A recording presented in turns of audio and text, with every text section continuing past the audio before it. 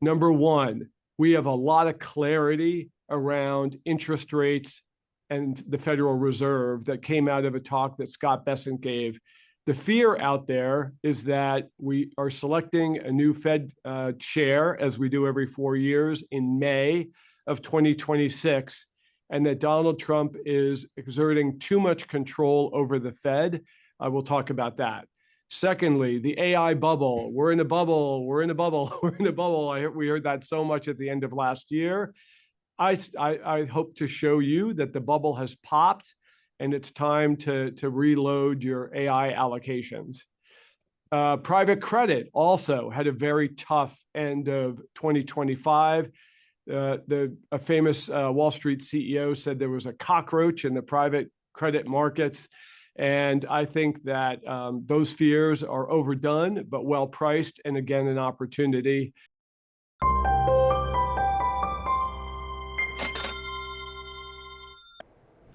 Welcome to Thoughtful Money. I'm its founder and your host, Adam Taggart. Today we've got the great fortune of having the return appearance of one of the most respected capital allocators in the business, Jan vanEck. Jan is CEO of vanEck, an asset management firm with over $100 billion in assets under management, invested across its wide family of ETFs and funds, spanning equity, bond, commodity, digital, and regional asset classes. As we've done over the past several quarters now, Jan and I will spend the next hour discussing his Q1 macro and market outlooks, as well as where he sees the biggest opportunities for investors right now. Jan, thanks so much for joining us today. Great to see you. Happy New Year. Thanks. Happy New Year to you as well. You look great. I understand you were just in the sun up until yesterday. I hope you had a fantastic winter holiday with your family. It was restful. Thank you. Yep. All right, good. Well, Jan, look, we've kind of done this drill enough recently that the audience is probably just saying, Adam, stop talking and just let him get to his slides. So I guess let's go straight to them. But I guess before you pull them up, if you had to just sort of highlight a central theme or maybe even a central word or phrase for 2026, what comes to mind? Yeah, visibility, I guess, which means risk on. I mean, that's the title. So maybe I should just say risk on. All right. If you want one phrase. Okay. Well, that's very optimistic and exciting. So I think folks are going to be really interested to hear where you see the opportunities in a risk on year. Yeah. All right. Well, before I get into it, just if you haven't heard this quarterly outlook before, as Adam mentioned, I am CEO, but I also sit on vanEck's investment committee. And what we try to do in these quarterly outlooks, I see a lot of charts, and my 52 investment colleagues at vanEck see a lot of charts every day. And what I try to do is, in this quarterly outlook, emphasize what might be missing if you're just tuning into a lot of the financial noise that comes out of the markets. So, so I tried to pick charts, hopefully that maybe you haven't seen before, or a little bit more interesting and relevant. So that's the hope. Well, you always do a great job with that, Jan. I'm sure it's going to be no different this time. Well, so thank you. Starting it off, just besides the fact that try to make these charts interesting, our perspective is very much that the financial markets sit within a world that is changing very quickly because of political events or economic changes or technology. And so we think those forces can pull the market in ways that you might not fully appreciate if you just stare at market prices themselves. So that's our perspective. It's also, if you want to say there's an inefficiency that we try to take advantage of, it's having a longer time perspective. So that time perspective means actually changes can happen very quickly, but sometimes you can feel more conviction about something that's going to happen in 2030 or 2035 than what everyone else is trying to do, which is, say what's going to happen in 2026. Mm-hmm. So you can decide at the end of this whether the experiment is worth it. So from the perspective of 2035, there are these big magnets, I call, pulling at the financial markets. One is this huge fiscal deficit that we had. It was the worst ever in peacetime.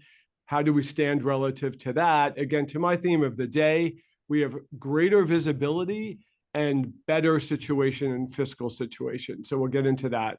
Artificial intelligence, the token demand that's out there, we spent a lot of time talking about it last quarter, continues to be extremely strong as reflected in the Mag 7 earnings. India is still growing. I won't spend a lot of time on that. And we had a lot of financial innovation last year. What does that mean coming into today and the themes that I'm going to talk about today? Number one, we have a lot of clarity around interest rates and the Federal Reserve that came out of a talk that Scott Bessent gave.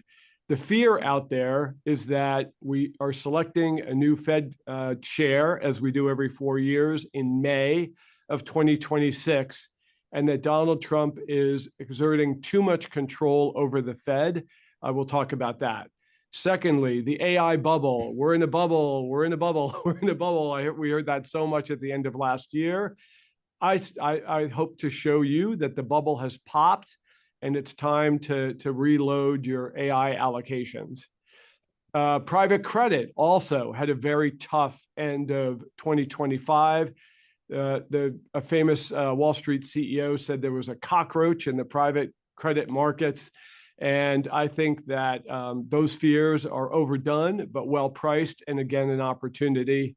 I asked the question, investors say, did I miss gold? And the reason for inaction is a very simple, yes, I feel like I missed gold. So we'll talk about that, and then a little bit about what else to buy at the end. I love to pick on stuff that's so hated and feared and where we see opportunity.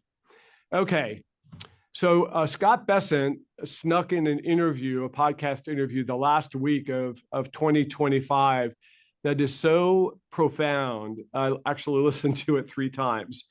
Wow. And there are just a ton of takeaways that I tried to summarize on this slide.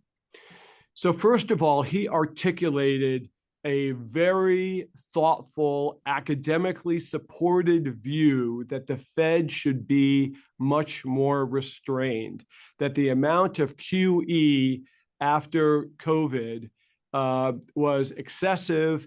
He calls it a gain of function Fed in an October article. And he said, basically, his philosophy that he was selling is whoever the chair is, these are Jan's interpretation, not his words, is it doesn't matter because there's no way we are going to nominate a Fed chair that's going to be as active as the Fed was during Biden. And he's very clearly, his critique, although he doesn't name names, is that the excessive QE of the Fed caused 10% inflation, which Americans are very upset about and continue to be upset about. And that's what he's fighting, and he blames basically the Fed for that. All right. So, sorry to interject, but just for the few folks that might not know, Secretary Treasury Scott Bessent is leading the Fed chair selection process for Trump. Great point, right? He's at the table, right, and defining this. And importantly, the Fed chair nominee from the Trump administration needs to be approved by the Senate. So I really feel like he was speaking to the Senate here, Adam, and trying to lay the groundwork. So my basic point is, I think that he is doing such a good job at this that we know that it will be smooth. There will be people are worried about Fed independence. I don't think that's what's going to end up happening. They'll pick a nominee. The Senate will approve the nominee. The second point here, though, that's probably surprising if you listen to Donald Trump last year is Scott Bessent said that interest rates are at normal levels. Now, he didn't nuance it short-term versus long-term. But can you imagine, like, that is such a sales pitch, right? To people that are afraid that they're going to cut short-term interest rates, from 3% to 1%, like Donald Trump might say that he wants, so that the market's expectations to me of 25 to 50 basis points or a quarter or to 0.5% at the short term seem very reasonable. So I would be surprised to be surprised here by monetary or fiscal policy. He also does talk about housing, to the third point, explicitly as something that was pumped up by the Fed. Asset price inflation, stock prices being up, and that those are the enemy, and the Fed should not be in the business of pumping up asset prices. And then lastly, if inflation gets below 2%, he basically said we shouldn't have an inflation target anymore at the Fed of which is 2%. He said, make it a range. He said the markets are way too complicated. It's much more like biology than math. So I would, again, we should not be surprised if inflation continues to trend down, that the Fed will change this kind of philosophy. So I feel like really clear monetary policy, not a big change, no surprises. Maybe they cut a little bit. It's basically what happened last year. It just felt much more dramatic. Okay. Can I ask two quick questions? Of course. Yeah, let's go. So given this, is your expectation that the Fed's reaction function will be slower in the future to economic weakness or market instability? No, he made it very clear. He liked the central banks that got involved post-COVID, but he specifically mentioned that he liked them to be involved for 2 or 3 months, not 2 or 3 years. Okay, so still swift action, but just less of the action. Correct, and much less longer. Like, don't try to manipulate the financial markets. Like, we were buying housing bonds 2 years, and the housing prices were setting all-time records. Right? It was like no more of that. Okay, got that. And then from an inflation standpoint, do you expect 2026 then to be a year of disinflation, of continued falling CPI? All right, we'll get there. Okay. All right, so really just 1 or 2 slides on fiscal government spending. Just to highlight, it's a different chart, our U.S. budget deficit versus Germany's. So this is how much the government is spending relative to GDP. It should be no more than 3%. We got to over 10% in COVID. This is what Besant's talking about. And even a couple of years later, our fiscal deficit was way, way worse. I've updated my little Jan math for the federal budget deficit. And I disagree. Like, what I'm saying is very different than what other people are saying. We are now in fiscal 2026, and I'm predicting 5.5% or less. And I can't tell you how many. There's not many Wall Street economists that agree with this, but we snuck in last year's fiscal deficit below 6%, which no one was predicting. Yep. So we'll see. This is controversial, but I think this sets the floor for kind of a calmer monetary policy as well. Okay, and this is quite consistent, I believe, with what Secretary Besant has been trying to guide people to. Yeah, I mean, this is his sales pitch for sure. But, so far the numbers have tracked. And if I maybe just highlight one thing that I did here, GDP was at 4% in the third quarter. That was a big surprise. And one of the things that Besant said is Wall Street is getting this wrong. And I haven't seen one Wall Street prediction of growth much above 2% for next year. He's saying you guys are an order of magnitude wrong. The reason I bring this up here is that if that GDP number is higher, then the percent of GDP number will be even lower. So I kind of cheated and made GDP growth for this next year at 4%. And so that's why we're at 5.3% budget deficit. But the main point is we're trending the right way. If, from what we know now, again, let's not talk about tariffs on this Zoom. We know there's risks. Well, you can ask, but we know. I was just going to ask how much, if you know off the top of your head, did you put in for tariff revenues? I didn't change them. And Besant talked about tariffs, and he said he was at that Supreme Court hearing, and we shouldn't think of the outcome, which I totally agree, as 100% approval of Trump tariffs or 0%, like 100% rejection. It's going to be somewhere in there, and I feel like I would just be surprised if the court were to really change the revenue figures here. Okay. But there's always risks to my outlook. So let me talk about the report card for fiscal, because short-term interest rates are set by the Fed, but long-term interest rates are what the market is looking at. And again, I think what this shows is we're in a troubled world, actually, but the U.S. did okay. So let me interpret. The U.S.'s 10-year interest rates, and I know it's not 10-year, it's not 30-year, I'll show you that in a second, showed a better fiscal situation. The fact that 10-year interest rates went from 4.8% down all the way to 4% last year reflected this better fiscal situation. In contrast, other developed markets, here, Japan and the UK, are having quasi-mini crises, right? So the Japanese 30-year interest rates are in green at the bottom. That interest rates going up is not good when you have a lot of debt. And so countries— it's gone up by, it's like quintupled or more since 2022. Yeah, I mean, they tried to control interest rates. They're getting into this vicious cycle where you can't get out of. And that's really what I was worried about. And that's why I'm talking about in this outlook. It's the biggest risk to the markets is from the government spending and deficits this time around, not households, not corporations. And so it's just something to keep an eye on. But that's why I think we have visibility and a good outlook.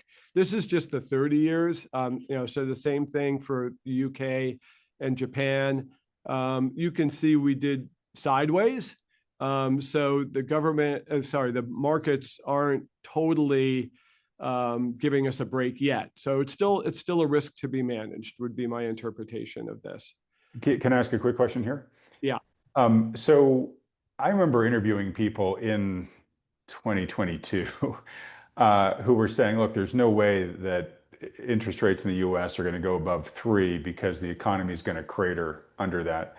That's been disproven. So, with a 10-year, US 10-year around 4-ish or so, do you think the US economy can sustain at interest rates at that level? Yeah, of course. Okay. And I violated my own rules. So thank you for not calling me out. I love multi-decade charts. And so if you took this chart back multi-decades, 4% on the 10-year is not abnormal at all. It was that very, very odd period of the teens past the financial crisis that puts everything in a bad, in a wrong perspective. That were aberrant. Yeah. Now, of course, the people were saying, well, it's different this time because we have a lot more debt and we can't handle, 3 or more. Now, again, the economy seems to be doing quite, fine. How about Japan? Can Japan sustain at bond yields like this, given its level of indebtedness?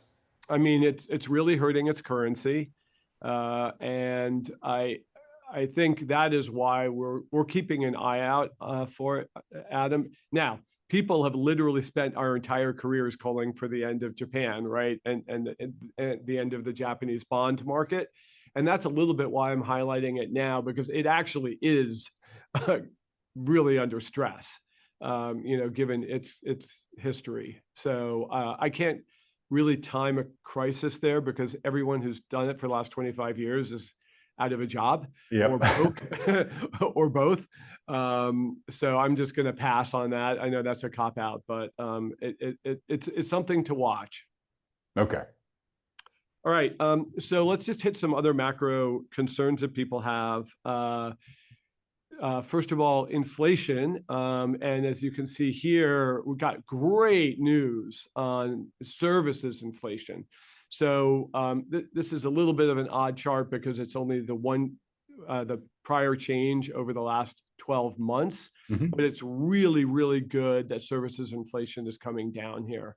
Goods went up a lot, then went down a lot. So the fact that it's going up is kind of like a reaction to just the shape of the curve. So listen, I think inflation is well behaved. Let me all right.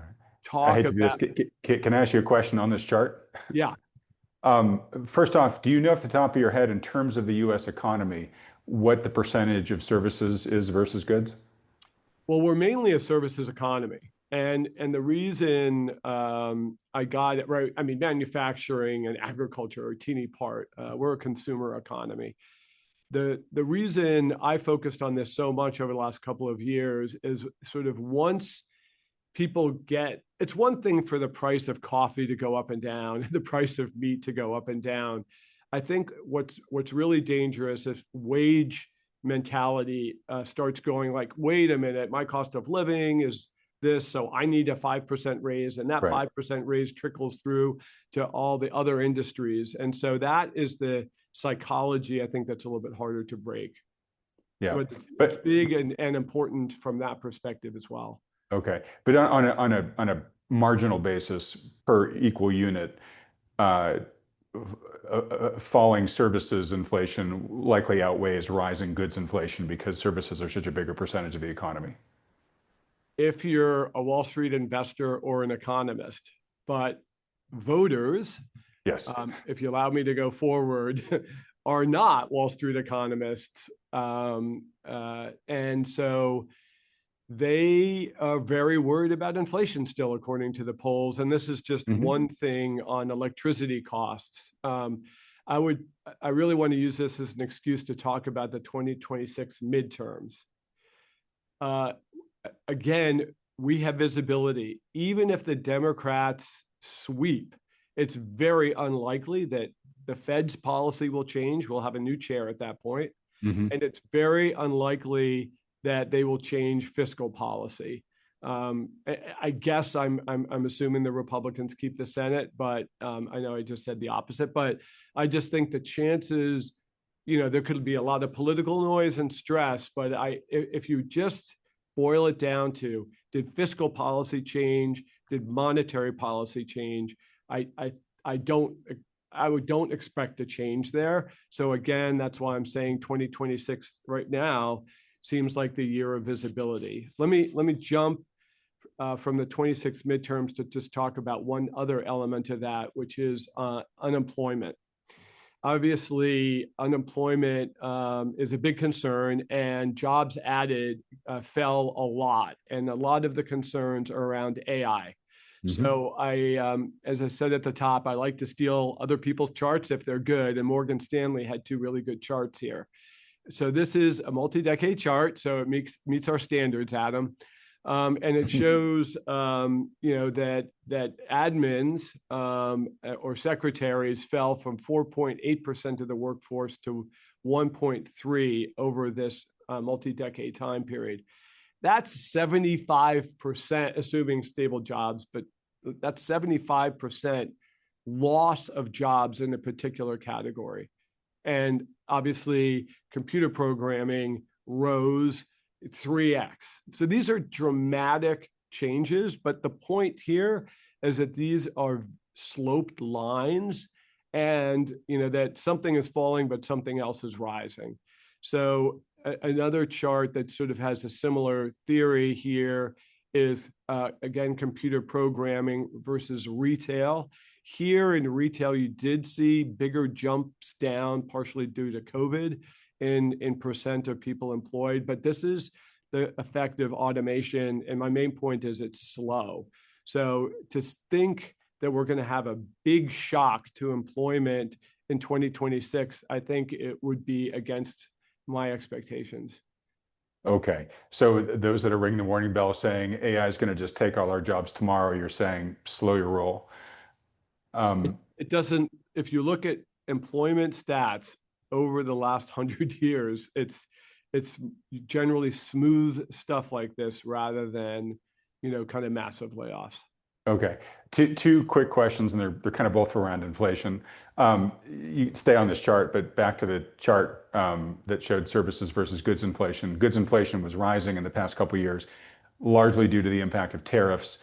Do you see that as a sustained rise, or do you see that as sort of a one-time repricing because tariffs, okay, we slapped X new tariff and then we're just keeping it at going forward? Yeah, I mean, listen, what the average consumer says, this is not a great slide because my prices went up and then they never really came back down. They stopped going up. That's all this chart says, but they still are higher than they were 5 years ago, right? That's why this chart is how economists look at it, but not the average person. So, that's why I think on the margin, consumers and voters are very sensitive to inflation now. and want to see prices down. I don't think this goods number continues to rise.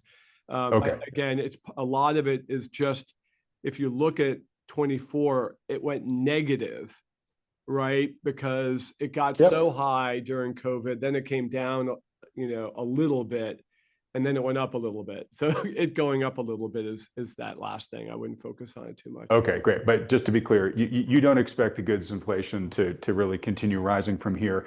That said, highly likely to be affordability, highly likely to still be a major voting issue during the midterm elections. On the jobs slides that you had there, so you don't think that AI is necessarily going to create a job apocalypse anytime soon, but we are seeing things like the quits rate being real low and companies just not hiring.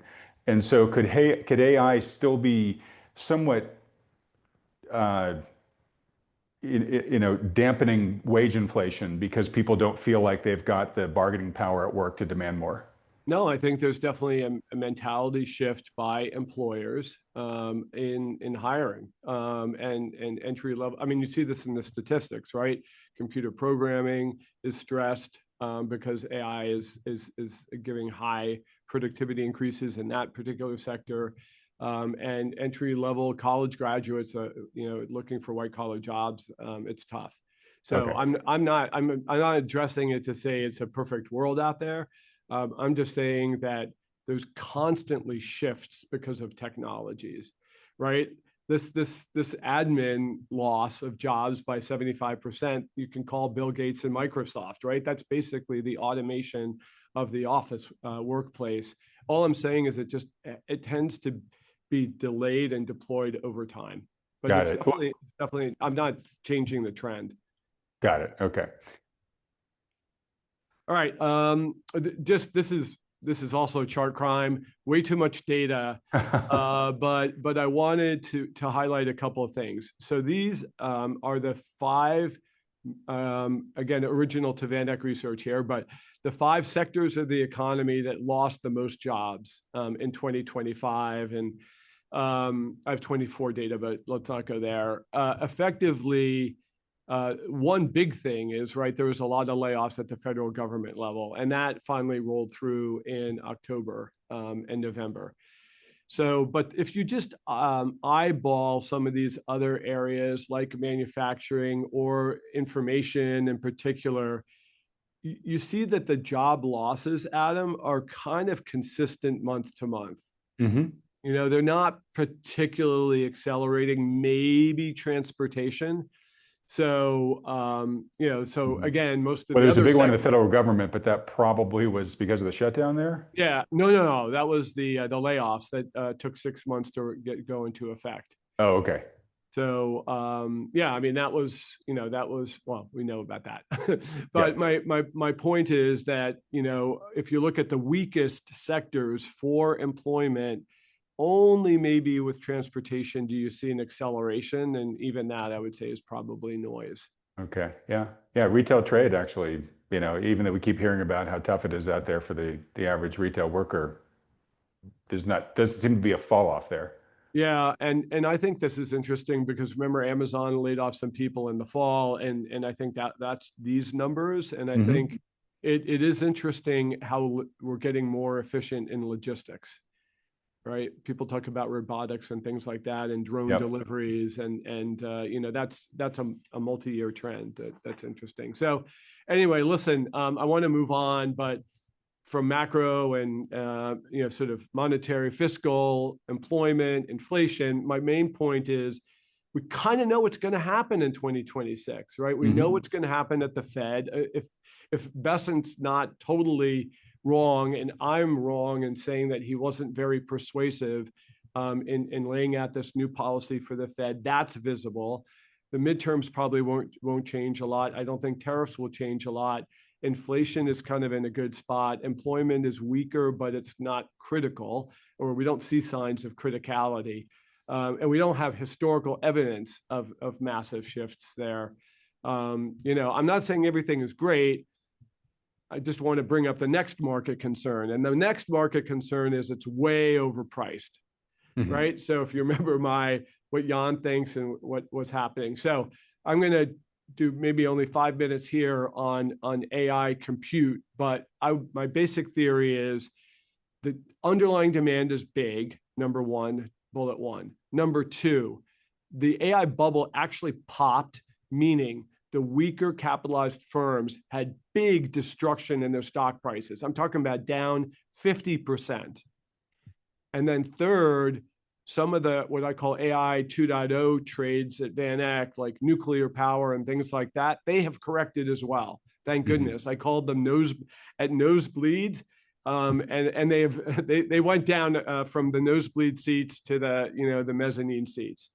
So that's really healthy as well. So I'm just really happy. Adam, can you tell? So I can tell. So what's interesting, I tried to update this token demand slide, which I borrowed from someone else, and Google and a lot of these firms don't talk a lot about their AI token consumption. They very rarely do. But anyway, we know it's growing every time you hear Jensen Huang talking about insatiable demand. And the hyperscalers, Sam Altman talked about it a couple of months ago. So I'm assuming that that's continuing, probably at a slower rate. It's just went parabolic, and I think that's coming down. The math, again, is tokens, again, are like words in kind of AI speak, let's call it that. And the math is that the demand is going up vertically almost, but costs of processing them are coming down a lot as well. The one thing I would highlight for 2025 that changed a lot is that prompts, there's several signs of AI adoption. And that's kind of my theory for 2026 is AI is embedded in our workforce and increasingly doing tasks that used to be manual, and I can see that at VanEck. So prompts are 4 times as long. The processing of an AI prompt now takes 3 times as long, which suggests that it's asking for a lot more processing, or the tasks are more complicated. And then lastly, if you think about who's using the LLMs, it's a lot less of me and my kids using ChatGPT, and it's a lot more of basically computer programs themselves kind of running other computer programs. And that always seemed very abstract to me, but I saw a demo 2 weeks ago of how complicated it is just to add a single page to our website. It's like a full day work. And I'm like, and even that's automated. And I'm like, man. And now we're developing some AI programs to make that a lot faster. So that's what agentic use is. So is the punchline to all this, Jan, that corporate efficiency is going to rise as a result across the wider corporate fleet? Yeah, I think it's yes. Yeah. But the main, all right, let me just continue here. The second thing that people miss when they talk about valuations is these companies are glorious. Scale, we've talked about it, so I'm going to keep it short. They have scale advantages, right? They're able to, like Microsoft and Amazon, their employee base is staying flat, but they're growing their revenue constantly. So they are just profit machines. Now, I'm not saying that small caps won't do okay. We'll get to that in a second, but people are, when they talk about this valuation and they're so worried about how the equity markets are valued, it's a huge trend, number one, like I just showed. And number two, it's generating profitability, and people sort of skirt around that. Well, anyway, so let's just talk about this. It could be, if you're looking forward to 2026, which is the last column, that the profit growth of the Mag 7 will come down from 34% in 2025 and 59% the following year. So yeah, maybe NVIDIA profit growth is, not, 50% or 100%, but it's still growing. So that's mainly what I'm saying is I still feel comfortable with the structure of our equity markets, which is very overweight these top 10 companies because of the underlying phenomena. And you have to kind of analyze this every quarter because it is a risk to the market if some of these assumptions are wrong. Mm-hmm. Does the so the expected earnings growth for the Russell 1000 small cap, Yeah. that's obviously a pretty big trend change. Is that largely due to what you just had in the previous slide, that these small companies are all of a sudden really starting to take advantage of the benefits of AI? I think small companies are benefiting from a lot of Trump policies, frankly. Deregulation, the fall in short-term interest rates does help them because they tend to be a little bit more leveraged, especially like regional banks and things like that. Like Secretary of Treasury Scott Bessent specifically called out, kind of regional banks and smaller companies. So I think those things are all going to be tailwinds. Okay. Not just AI. Okay. The AI bubble concern, this is the image of everything, everyone just buying stuff from each other, and there's no there. It's just Enron 2.0. So I just wanted to show some quick charts of stocks. It doesn't look like it, but this stock was blown up, right? This is down 50% from the summer, from 180, got down to, way less than 90, which is half of that. And so what these companies are relying on is contracts and debt to build out these big data centers, right? And their stock prices were punished for that. And Oracle which is this chart, I really like because it's such a diversified, well-known company that announced a compute deal. It drove their stock price up dramatically, and it's really corrected. I mean, it got so ridiculous last quarter. Sorry, I'm extreme, Adam, but on our internal investment calls, people started talking about the credit default swaps of Oracle, which is like,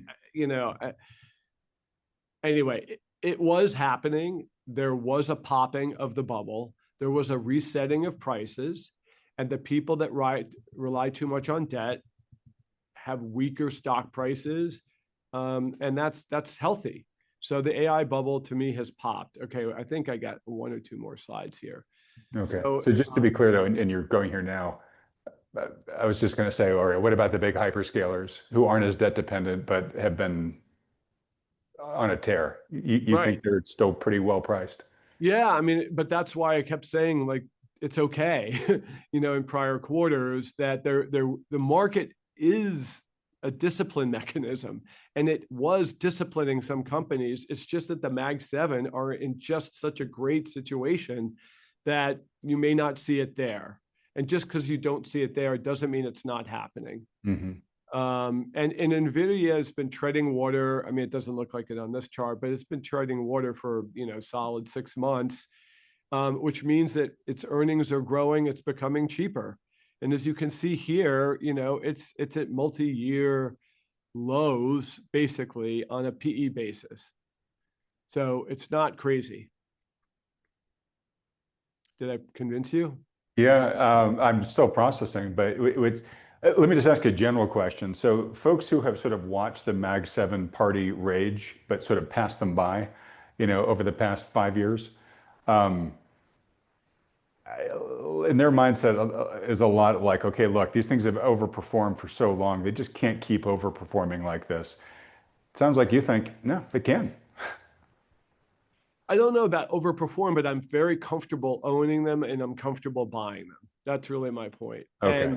And it's because, again, to get to the sort of vanEck macro view, because don't look at charts like this. The fact is, out there, the demand for tokens is going nuts. And even, like some of these high bandwidth memory companies like Hynix and Samsung, again, their stocks, kind of hit a wall because people were concerned there wasn't enough demand for their goods. In the last week, they've hit all-time highs. So sure, I'm not saying these stocks always go up. Certainly they don't. And this isn't a forever view. All I'm saying is the reality is the AI trend is continuing, and the fourth quarter gave us much cheaper prices. So let's, if I could, just jump to like what we call a beneficiary of this demand, this increase for electrical demand, nuclear stocks. and what I called was nosebleed, has really corrected, right? It's corrected down 40% of the move that we saw last year, if you just base it to January. So, and this index, what, it went up 100% between April and October? Yeah, yes, and that's when I said nosebleed. Yeah. But it's a solid multi-year global trend, so it's very diversified. This isn't relying on a couple of policies from just one or two jurisdictions. So anyway, so that's again, AI trade still in effect, attractive prices. So anything on that before I move on? No, I mean, again, you've sort of said this, but what I'm taking from you is just, look, don't worry so much about the wiggles of the stock prices in the near term. The tailwinds that are driving this phenomenon are still very much in place. Yeah, I mean, people are using, if I go back to that slide, which I will at the end, the excuses not to buy are valuations. And I'm just saying that's not persuasive to me. And it was persuasive to me 3 months ago, right? So I'm not immune to that, but I just don't think it holds. Yeah. All right. So a third asset class, I want to talk about private credit really quickly, and is, I think BDCs, business development companies, are really attractive here. Now, this chart is, don't look at all the numbers. All you have to know is that you really, in fixed income, earn your yield. You generally don't earn, sometimes you earn less, like in the 2000s. Sometimes you earn a little bit more, like the 1980s. But generally, the yield you get is what you get as a return. And BDCs are yielding 9% now. And they were a tough area to be in last year. And this is, remember, where there were a couple of frauds in the private markets. BDCs, for people that don't know them, invest or lend money, to private companies, generally small and mid-sized private companies. But they themselves are listed on the stock market, so they provide daily liquidity. And that's why I really like them. When these concerns emerged, I said, whoa, if there's a crisis in this private credit world, prices could fall to 20% discounts of net asset value. So I said there's definitely downside here. And part of the reason BDCs fell this last year is they expected, as short-term rates were cut, that the payouts from BDCs would be cut too, because they have a lot of floating rate debt. So, but those fears, I think, are priced in. So let me go in reverse order. Yeah, I won't go in reverse order. So these are just the prices on two BDCs. One's run by, let's call it, one of the top names, Ares Capital, and the other is Blue Owl. And Blue Owl is a big name, great company. But they were punished a little bit more than Ares last year. So my main point is that BDC market is becoming better managed.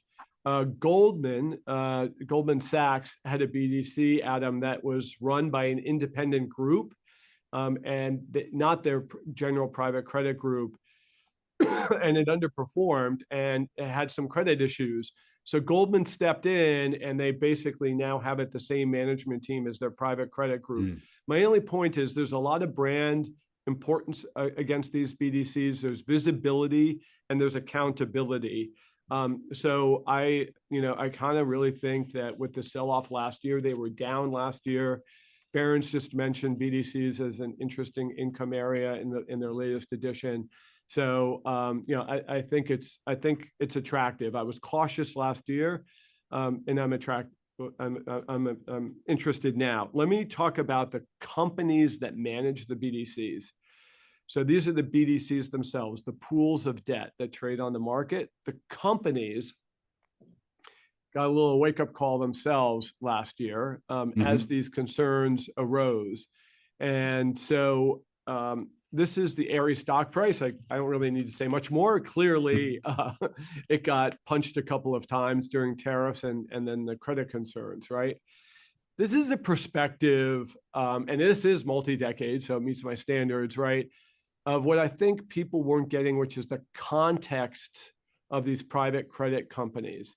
So Wow. the line I'm looking at here is the blue line, which is the price to earnings ratio of Ares.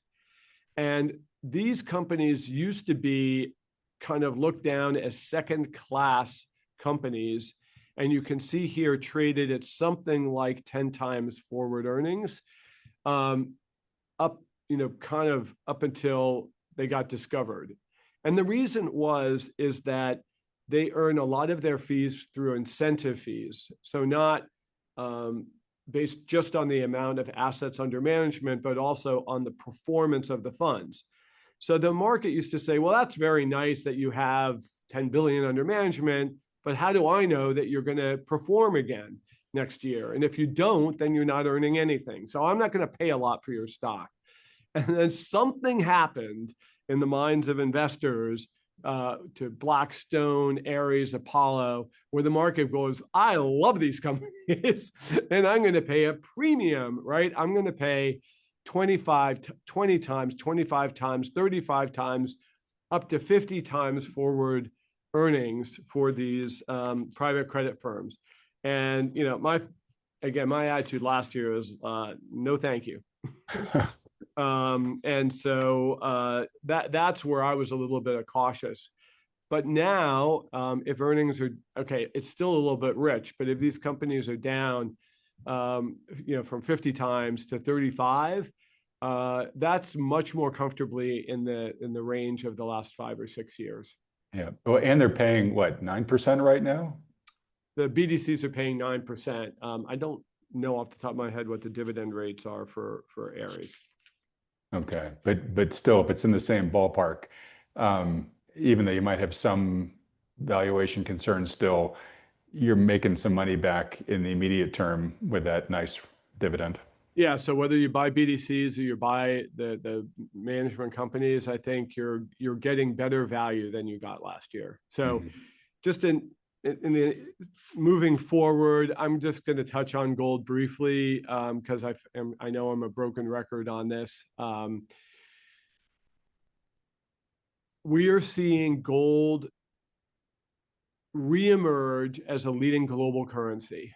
And what we just saw in Venezuela just reinforced the fact that there is geopolitical uncertainty in the world, and that's some of it's generating from the United States. And it was a Biden administration that seized Russian assets after their invasion of Ukraine. It was Trump, right, that went into a South American country and surprising the world.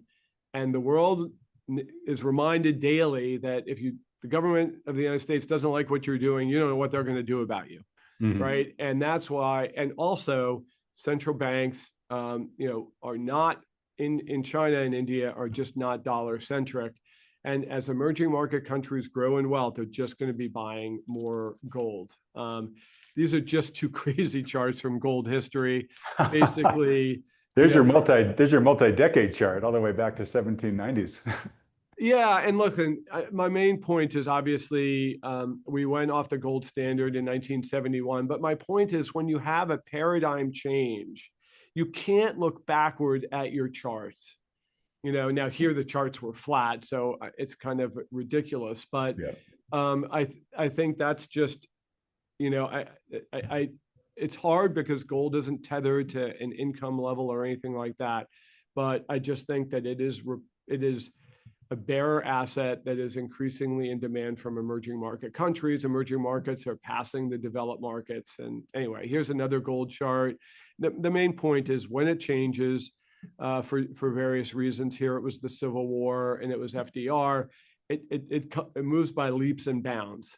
So don't expect, a well-behaved chart. So when you look at something like this, and if you squeeze the time frame, it'll look similar. Don't be scared out of your position if you own it. Listen, as I said before, I'm not saying it can't correct 20% in the bull market, and technically it's overextended. That's why I'm showing this. But I would, I think all the trends are going to be the same in 2026 and 27 and 28. So I see that as multi-year. Anyway, All right. that's my. So not dissimilar to AI, which is just the tailwinds. There may be some volatility, but the tailwinds driving it are still strong. Yeah, I mean, for gold, I really see it for many years. I would say AI, we have a 2-year compute shortage. So comfortable with 26 and 27. Not sure about after that. So,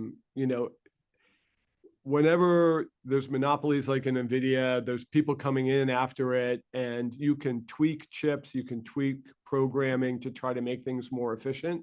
That's part of the dynamic. That was the DeepSeek concern. So that's part of the cycle. So I don't know. Yeah, the visibility is not as long, Adam. All right. Meaning, sorry, but it sounds like you're saying you expect the bull run in gold. You've got more confidence it's going to last longer than you do the AI bull market. I do. I think it's a global shift. And I guess what irritates me is when people talk about, oh, inflation versus gold. Gold's a global asset. If anything, last year, demonstrated we had a fall in inflation and a big rise in gold, right? So the whole narrative is when people talk about the U.S. this and the price of an asset like gold, I'm like, you're missing. Think global. You've got to think global. So anyway, here's some more gold charts. Sorry, before you get to India, can I ask you a precious metals question? Sure, yeah, please. I can't not ask you your thoughts on silver, given how silver has performed of late. I'm of the camp that I'm a bullish on copper. I've never really understood silver. So it's obviously appreciated way faster and way more than gold. So I think if it's in a reasonable proportion in your portfolio, if you're really bullish gold and you have, 10 to 20 to 30% of that size in silver, I'll still have dinner with you, but I just don't. It's just been too volatile over history. It's too driven by industrial demand relative to investment demand. So I just view it as a sort of a pale competitor. But All right, it's a sign of exuberance, right? It's gone berserk, and so has copper. Yeah. Okay. So there may be some real froth in there, which is kind of a warning to that comment. Let me just ask you this. So it sounds like you're saying that gold is going through a permanent repricing here, or a secular repricing. Yes. Do you believe that silver is as well? Forgetting about how high it could go or whatever, but is silver being repriced as well? Yes. I guess Okay. to the extent you're forcing me. I mean, Neil Ferguson just wrote an interesting piece comparing the world today to, I think it was 1906. And look, the main point I would just say is this fact that the developed markets are shrinking as a percent of world GDP is relentless. And it's happening every year. And the world still wants a global currency. Gold was the global currency then. It wasn't dominated by a world power like Britain or the US. It's just going back to the way it was. Why fight it? Makes sense to me. Okay. I guess I would just skip my India charts for the most part. I just articulated my thesis about the world that, India is going to, again, has been a great equity market. It's going to be the size of Europe in 10 years. It was disappointing to people last year because it didn't perform as well as China, as well as the US. So it had a little bit of an off year. I still am pounding the table. I'm super high conviction that country is doing all the right things. They did a lot of pro-business reforms that they continued with last year. I won't get into those. So maybe some other time we do a drill down. I point out that the Indian stock market historically has done almost as well. It's done as well as the U.S. except for last year. Valuations are high, but those companies are just growing, and I'm super high conviction about it. Okay. I want to save my time, if I could, for my favorite section, which is the beat up area. Go for it. All right. So vanEck has been enthusiastic about Bitcoin since 2017. We do think it's a reasonable sort of companion to gold, but something fundamentally broke in the old Bitcoin cycle. So without getting into a lot of detail, one of the first things about Bitcoin is that the overall supply is capped, and that every 4 years, Bitcoin miners get half the number of Bitcoin for running the network. And not directly synced with that, but there has been a 4-year cycle where Bitcoin has been the best performing asset for 3 years, and then the worst performing asset the 4th year. You will notice that if you can count, you won't count 3 years where Bitcoin was the best performing asset. So Bitcoin not only disappointed, I would call it, traditional Bitcoin investors, and we're in that group, myself is in that group, but it was the worst performing asset last year. So the 4-year cycle is broken. I am concerned about 2026 because that would have been the normal bad year for Bitcoin. And so I think should be more uncertainty around people's Bitcoin price predictions. I guess the last thing I would say on this topic is that I haven't changed my view on gold or our view on gold. So I don't think it's Bitcoin. I think if it goes down further, it's at 90,000 now. If it goes down to in the 70s, that would be a great buy. And typically you want a dollar cost average into a bear market. Maybe we don't get there. We have a split view at vanEck. Some of my colleagues are more bullish, shorter term or medium term than I am. I just want to let it rest for 3 to 6 months before I could see getting very enthusiastic. Having said that, I have not sold any of my Bitcoin. Okay, good to know. And so this is sort of a cycle break that you're noting here. In terms of just sort of a foundational reason for owning Bitcoin or anything like that, it doesn't sound like you've seen a change in that because you obviously haven't sold any. Yeah, I mean, in 2023, for this reason and because the Fed had stopped raising rates, I pounded the table with both fists on gold and Bitcoin, right? And I'm saying, maybe you can pound one fist on Bitcoin. You can argue, that, it's corrected, but not more than that. And if you ask me, I would still wait a little bit. Okay. But anyway, there's an adjacent area. Again, this may be, it's not inaccessible to your listeners, Adam, because we have an actively managed ETF that reflects this philosophy. But tokens and crypto was wiped out last year, and this doesn't show it. But most tokens, even though the stablecoin bill was passed, the average token was down 57% according to an index, the turquoise index, the digital assets 100. You can't really tell from this chart, but most tokens have been decimated last year. And you can see here Ethereum, which is the dark blue line, struggling, right? Struggling. It did great into the 2021 cycle. It started the year optimistic, but it's been changing its tokenomics. There has been a lot of activity on the Ethereum network, so that this is kind of the best asset in a really, really bad neighborhood. But I can tell you, my colleagues, Adam, are they're drooling by some of the opportunities that they see in this area. And you may say, Jan, what the hell could that be?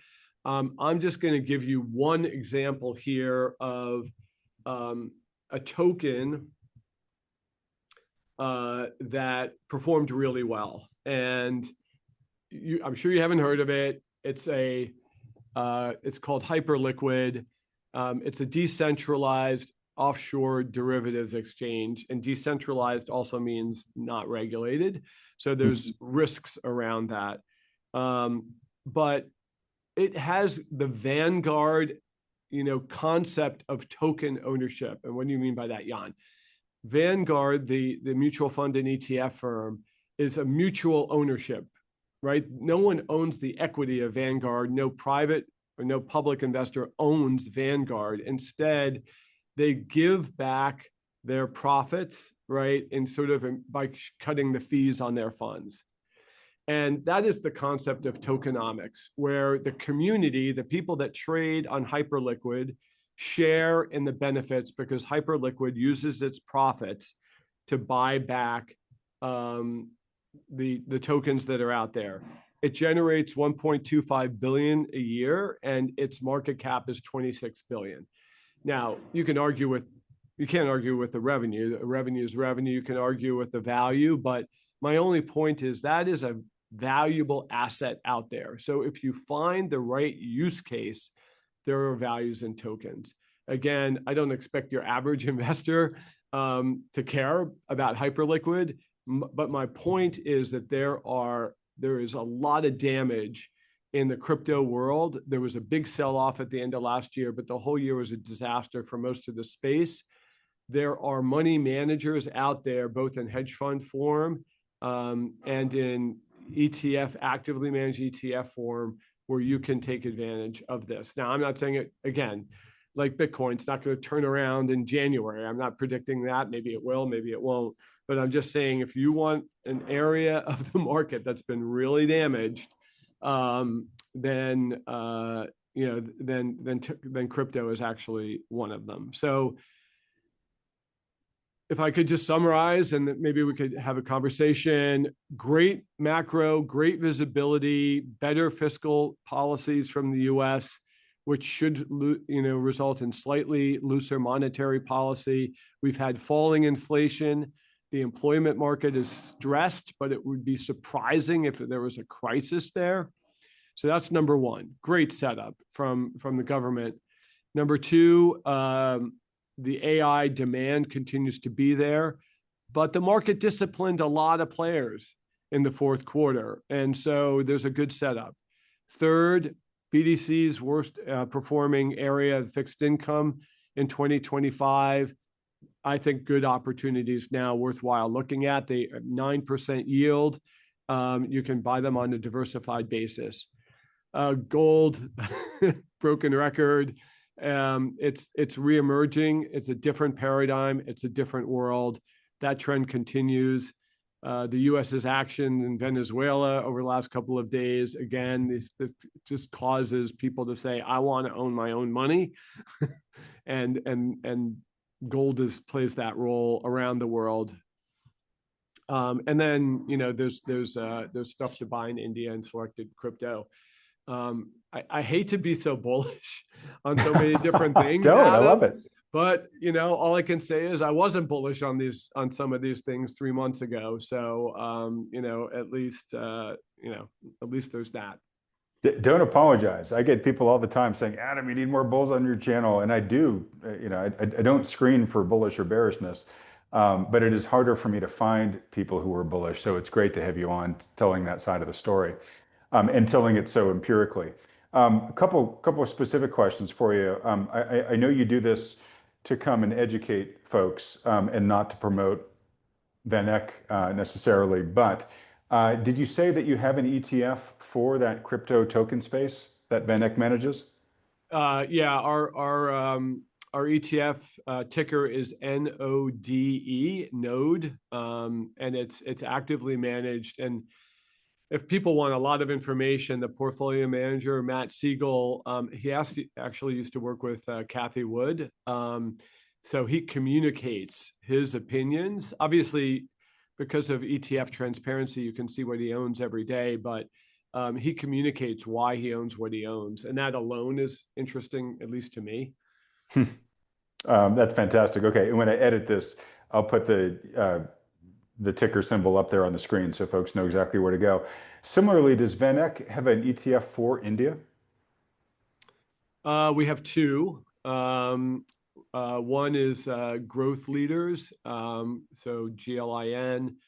and the other focuses just on their tech sector. It has a very vibrant tech sector, and that's Digital India, or DGIN is the ticker symbol. All right, awesome. Just very helpful for people to have specific solutions they can go out there and research. So let me ask you this. You made a very compelling data-driven case why you think it's going to be a risk-on year, and a lot of these asset classes should do well. What worries, if any, do you have just statistically, right? Like we've had coming into 2025, people were saying, you know what, we've had two really good back-to-back years in the market, 20% plus. The odds of us having a third year of strong double-digit growth just isn't that high from a statistical standpoint. And then we've had, I don't know what the final number was, but probably 18% year or so in 2025.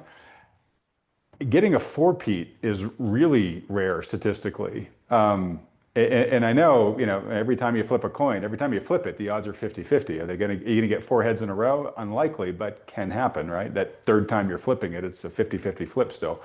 But do you have any kind of worries just about the math not supporting a fourth year of great returns?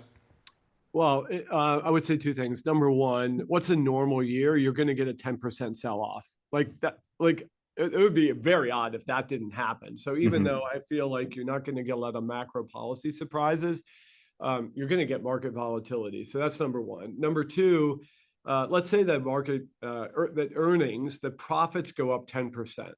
Well, people, as we've talked about on this, PE ratios, or what you pay for profits, goes all over the place. And you could easily see profits go up 10% and investors going, I don't care, I'm not going to chase that, I want a lower PE, and the market's flat, right? So even if the profits go up. So I do think valuation is kind of unpredictable, and I don't like to talk about it a lot, but there's a range of that for the market. So it's very unlikely for the valuations to go higher, right? The S&P is in a sort of 20% earnings multiple. We're at historical highs. So I would say that would be the second concern, Adam, just that PE ratios come down. Therefore Cape ratios are at crazy highs. Yeah. Or I should say just historic extremes, we'll say. Okay, bonds, just real quick. What's your general thought on bonds for 2026 in terms of how you expect that sector to perform? Yeah, I mean, I said you only really get your yields in bonds, and I want to get paid. So I'm a higher yield BDC kind of person. I don't see any huge risks to the U.S. economy.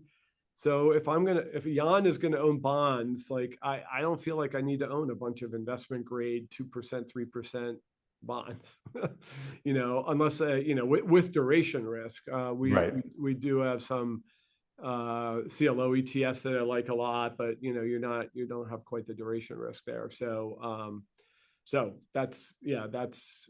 I'm a risk on guy, right? Especially right now. Okay. All right. And then last, and I'm just asking you to pontificate here, but this goes back to the inflation and employment discussion we had earlier. So this is a mid-year election. As you said, people have been angry about affordability, or really unaffordability, for a good while now. And even if inflation, stops, goes to zero, it doesn't mean that prices have come down for people, right? That injury they sustained still is stinging, right? So in a midterm election, usually the incumbent party doesn't fare very well. History has just shown that, okay, the guy promised me the world. We're now 2 years into the administration. Everything he promised didn't come by to pass, and I'm kind of cranky about it. So let me vote somebody else into office. So I think the prevailing wisdom is that the current administration is probably likely to lose Congress unless people are starting to feel more chipper, by the time the election rolls around. Given you listen to somebody like the president or Scott Bessent, and they're saying, hey, there's all sorts of tailwinds coming. We've laid great foundations for this in 2025. Just wait, this is going to get great. You're kind of in that camp. You're saying, look, it's a risk-on year. Still should be pretty good. Do you think that this actually might, or let me put it this way, do you think the year has good potential to perform such that it may actually swing the midterms towards the current administration's favor, at least on the economic side of things? Yeah, I mean, look, it's to your point. It's hard to predict, number one. Yeah. But there is a scenario where the incumbent does okay in the midterms. It's unlikely statistically, so but I think it's possible. Yeah. Well, definitely one thing that would swing their way is if people are feeling better economically. Yeah, so we should, sorry, that's right. That's what I was going to do. I think we need to stress what is the positive scenario for the Trump administration. And Scott Bessent talked about it. You can't make it up through prices actually falling that much. It has to be people feel like they have more income. Right. And he said they're going to get more income because they're not going to be taxes on tips, right? There's going to be some tax breaks that kick in 2026, number one. And that people didn't adjust the amount that they were paying out of their paycheck. So they're going to be getting tax refunds in the first quarter. And, he's Secretary of the Treasury and runs the IRS. So he has 100% knowledge about visibility. That. Yeah. So I would put all my money that that's actually going to happen. Now, whether that extends through the rest of the year, I don't know. But I think they're very conscious of the political cycle. And so, I would think they're going to try to time things to their best advantage. All right. Well, look, Jan, I cannot thank you enough. These quarterly outlooks from you are so not just interesting and useful, but they're just so appreciated, and I get so much feedback from the audience after you come on about just how valuable they find this. So thank you for putting in the time to do this and for going through it all in such great depth. Is there anything that is on your radar or on your mind that I just haven't thought to ask you about yet? I mean, I was hoping for extra time. I'd love to talk about Venezuela for a little bit. Yeah, go for it. Just a couple of thoughts. My view of the world is over the next 10 years as we are having 4 huge economies: the US, Europe, China, and India. And other countries in the world have to figure out how they fit into those ecosystems. Mm-hmm. And South America is really realigning. If Venezuela can transition to a pro-market economy, mm-hmm. if the Colombian election in a couple of months, and we'll know soon, also moves to the right, South America will be a very pro-business continent. Mm-hmm. Chile was just elected, et cetera, et cetera. You've got El Salvador in Central America, Argentina, obviously. So I will say, listen, I don't speak Spanish, but I've actually been to Venezuela. I've traveled to almost every country in South America. I was in Peru last year. The gang situation that people just may not appreciate is unbelievable. What's happened there, and the takeover of Venezuela by the gangs meant that 8 million people, it's really a big refugee crisis, left Venezuela, which affected Colombia, which affected Peru. Gangs. Right. It's basically 1/5 of the population left. Yeah. And in Peru, like they talked about, like the gangs are taking over parts of the economy. I mean, they talked about the informal economy, but mining, forestry, agriculture, like they're just using violence to get their mm-hmm. way. So if this is a big change, it will be interesting from a humanitarian perspective. I like to say there's 3 big international cities in the United States: New York, LA, and then people often forget Miami. Miami is the capital of South America. And so if things go forward, man, Republicans will have even more of a lock on southern Florida, right? Because all of those, there's so many communist refugees there. So we'll see how that works. That's mainly humanitarian, but if there's more of a pro-business environment in South America, that would be very interesting to see, because culturally we are so close to basically that region, right? So many people go to college in the United States from those countries, so there's a lot of cultural affinity. I'm optimistic from that perspective. Okay, and so obviously that could have positive implications for sort of the global economy if Latin and South America become more of a, Yeah, get sorry, their act together. I forgot. Sorry to interrupt, but I forgot the most important thing. It Oh, doesn't yeah. matter at all for markets. Okay. It doesn't matter at all. Like, we have oil experts, we have energy funds, we went to Guyana, we've looked at oil fields. It's just not, it's not going to matter that much. They can't just turn on oil production overnight. There's a lot of legal infrastructure. Contracts have to be rewritten on how revenue gets funded, because people are going to have to spend money to rebuild their oil infrastructure. Mm-hmm. So it's not really an economic story at all. The only possible thing I could think about is, again, the U.S. unpredictability, which leads to greater gold demand. Okay. So basically, Jan is saying, while it might have, near to midterm social social impact, and maybe even, who knows, geopolitical impact, don't really expect a market reaction anytime soon from this that's really truly meaningful.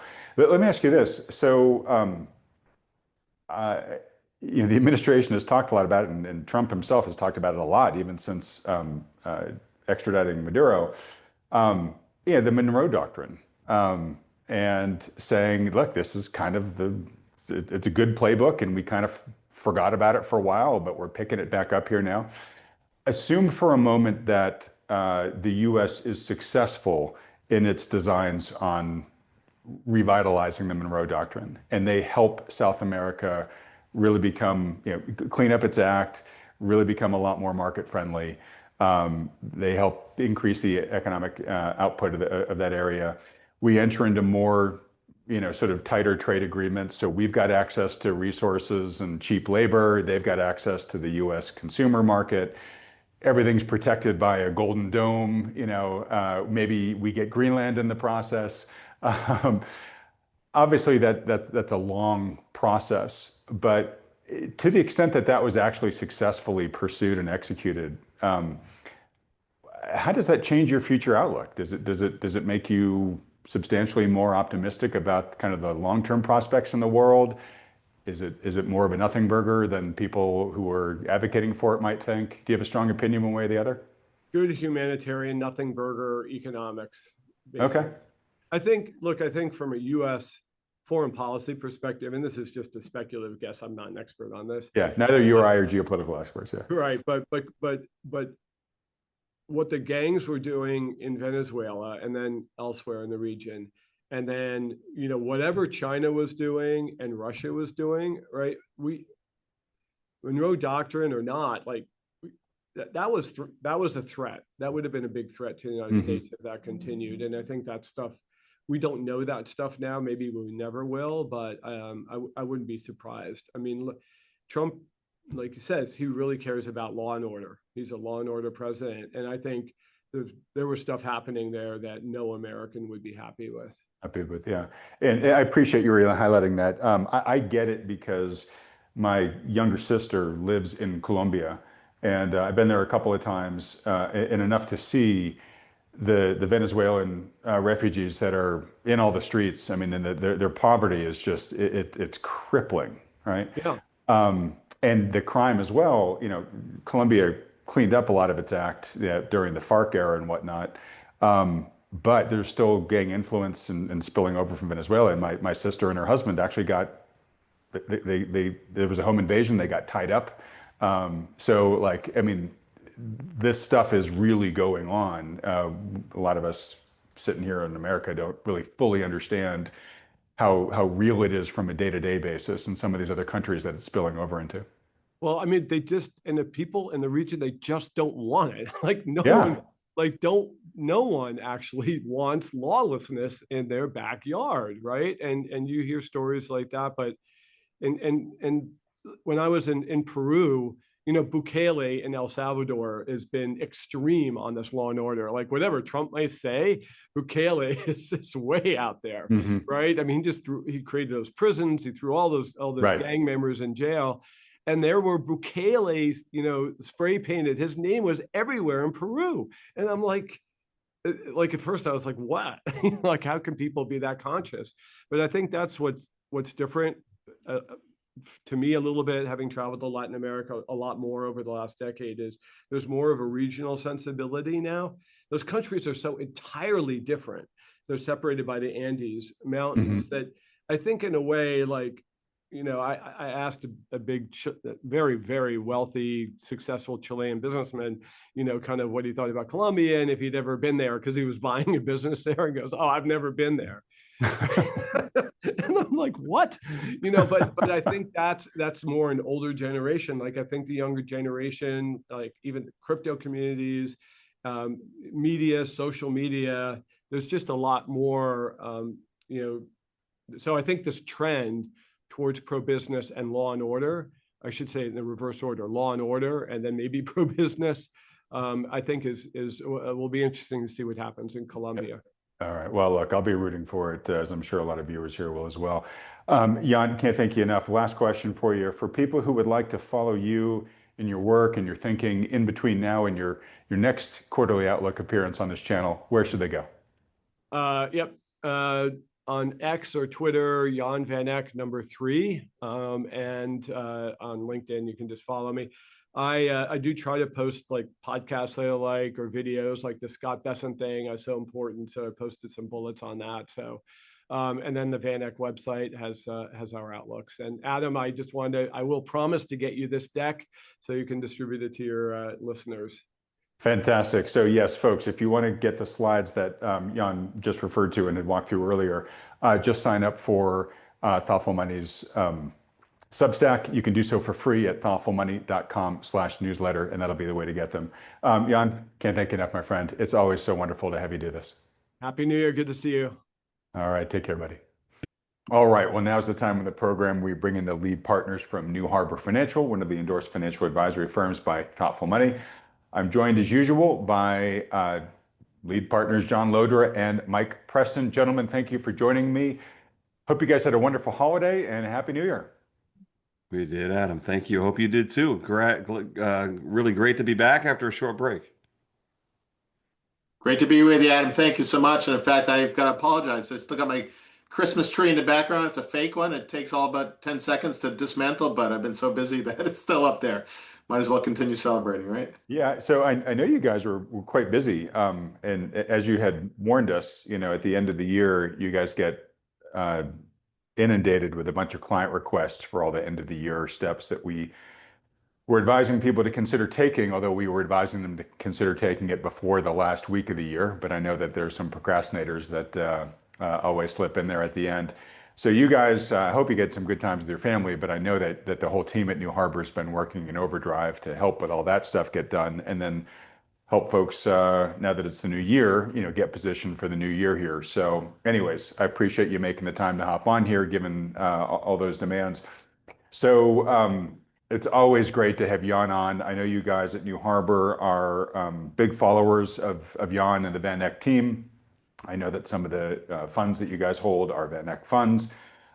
You guys were the ones that actually introduced me in person to Jan the first time I got a chance to interview him. So thank you for that. So anyways, Jan, quite optimistic. Big risk on year ahead. Love to get your guys' reaction to that. Mike, why don't we start with you?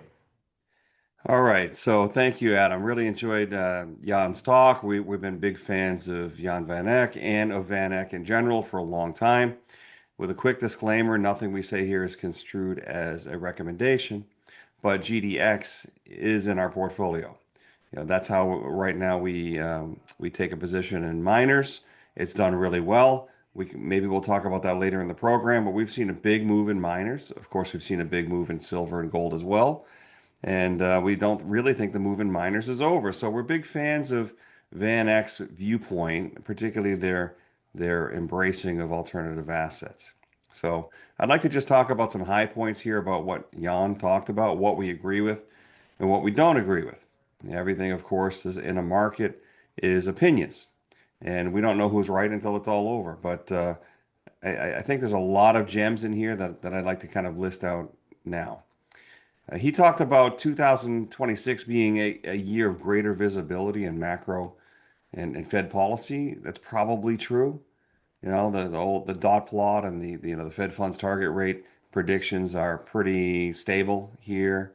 The Fed has had great success in slowly reducing interest rates. Inflation has stayed tame, and the markets have liked that. We were up 16% or so, I think, last year, 16 or 18% I in think the it's closer to S&P 18, yeah. 500. Yeah, so it was a really good year, other than the whole thing. Liberation Day, April 1st, which started April 1st. That was a quick sell-off of around 22% or so. But since then, it was straight up all year. And certainly towards the end of the year, we saw some acceleration in the real assets, gold, silver, and miners. And so that's been really good for our clients. Our model did very well. And so, Jan says that this is going to lead to a risk-on environment. Well, I think we agree. We may not agree on the actual path of the time frame. We think that we might very likely squeeze to a higher S&P. We might very well get a blow off top.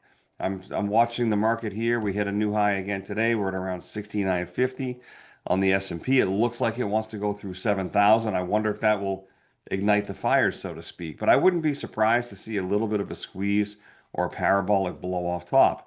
I think if we get that, it's going to be a signal that we're closer to the end versus not.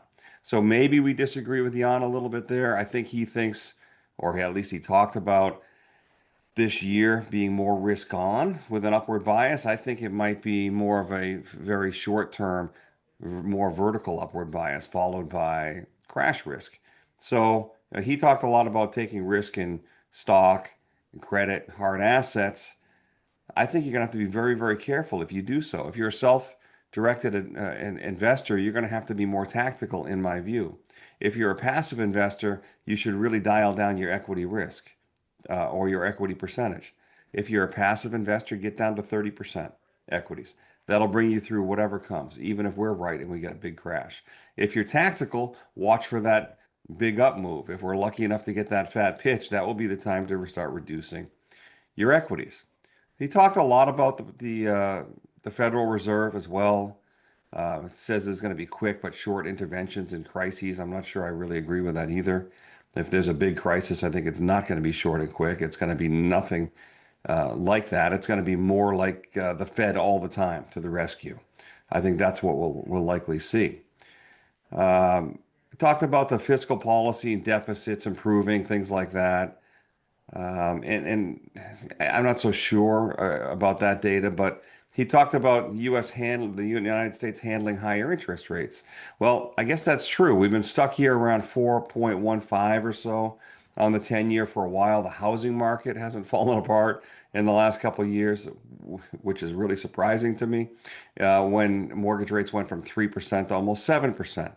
We lived through 10 years of hearing how higher housing prices were justified because rates were so low, and then rates doubled and the housing prices just went higher.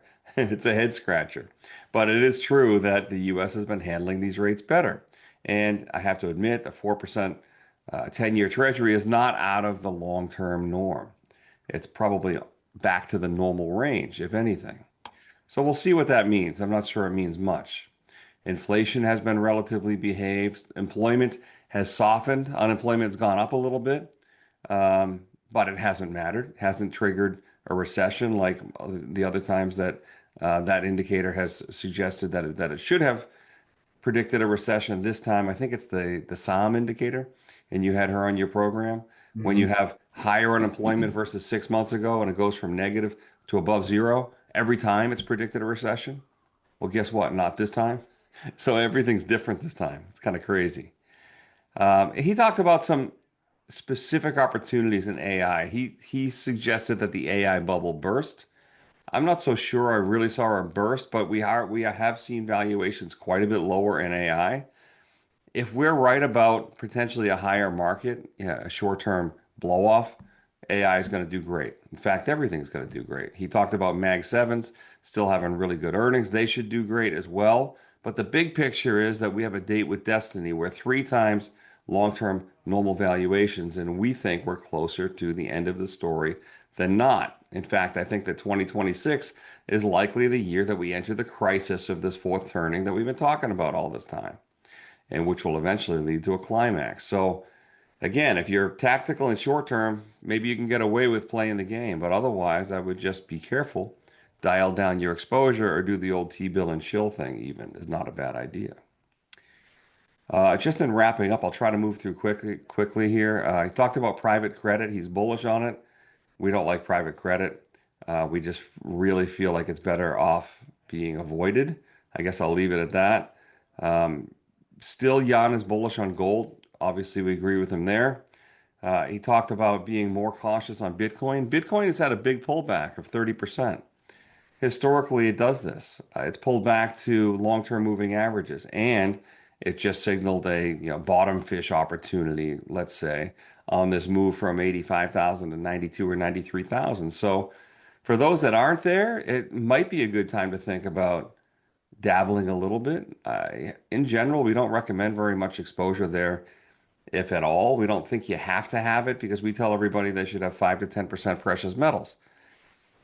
That probably covers you. But if you want some Bitcoin exposure, and maybe a good exposure would be something like 1 to 2% on top of that 5 to 10% metals I just mentioned.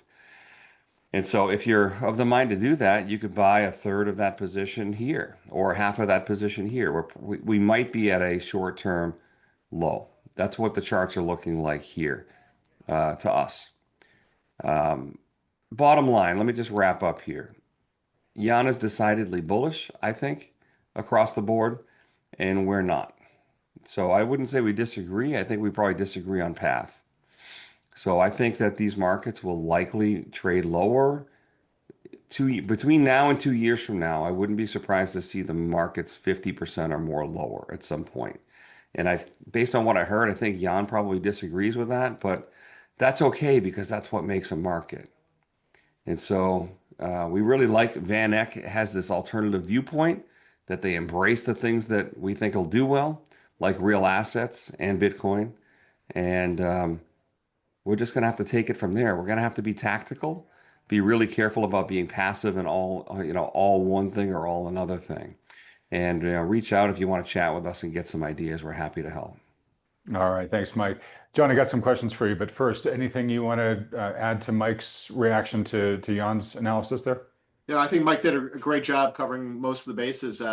Yeah, we appreciate the thought and the broad-based thought that goes into vanEck and other folks, big picture, fundamental kind of takes on where we are likely going. And just like valuations are black and white numbers, they are very poor timing indicators. I would put fundamental, thesis-driven kind of viewpoints like this in kind of the same camp. It's really important to have a roadmap of the likely landscape, but markets have proven time and time again to us and anybody that's been in them, they don't follow the rules of what should happen happens. In fact, there's always twists and turns. So we very much it's important to have that landscape, but not become too wedded to it. And for example, Jan acknowledged that India, despite the very fundamentally strong case that can and has been made, it was a laggard asset in its peer group last year. We were happy to have sold out of it, not because we had any prescient kind of fundamental take that the Indian market was, suddenly the thesis that was supportive of multi-year growth suddenly was no longer valid. Simply, the market started to not value that as much as, so we use technical analysis in various forms to help guide our hands. Same reason why, despite viewing energy as a relatively undervalued asset class for some time, we were very patient not to enter in a kind of intentional way the energy market until the last 3-4 months, and we did so through specifically oil and gas services companies, not the producers, not the explorers, but the services companies, which have been relatively a better performer. And again, it's the market kind of guided us there. And I would use the bond market as another example. There has been probably no market that you can point to that has been more lopsidedly negative sentiment than the bond market. And traditional contrarian takes on things will be, well, that's why you should be very bullish. We have been patiently, very modestly invested in the bond market. Most of our non-equity exposure and non-risk exposure is in very short-term treasuries. We have like a 7.5%, allocation to longer term treasuries, intentionally small, not because there isn't a good contrarian case to be made for that, but because the yield pressures have been very much in front of us. So I would kind of validate all of what Jan said as being a very thoughtful and certainly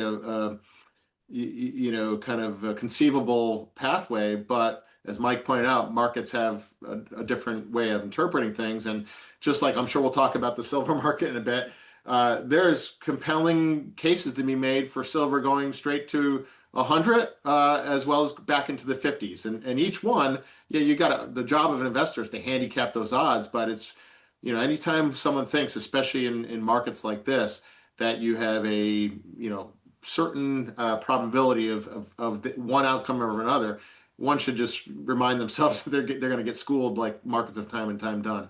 So, just a couple broad perspectives there. I know you had some specific questions though, Adam. Yeah, and first let me say, I really value Jan's outlooks for a whole host of reasons, but one of which is, as I said in the intro, vanEck is a massive firm, and they have ETFs and assets in all sorts of different sectors. And I think one of the great values of Jan is he kind of sits at the center of all that. He gets to have a gazillion different discussions across a zillion different industries and different countries and different asset classes with a whole ton of people. And so I really value his sort of synthesis as the guy who's at the center of all that information flow. A couple of things you said, John. I've recorded a couple of videos this week. I'm not entirely sure how many of them will be out by the time this video releases. But like Michael Howell, the liquidity specialist, he is sort of predicting that next year is probably not going to be such a great year, and that we might even have a couple years of rough sledding ahead of us because of liquidity flows, which is a whole other dimension that I didn't get a chance to talk about with Jan here. He makes some cases for assets like bonds that, again, are, to your point, John, really contrarian plays here right now.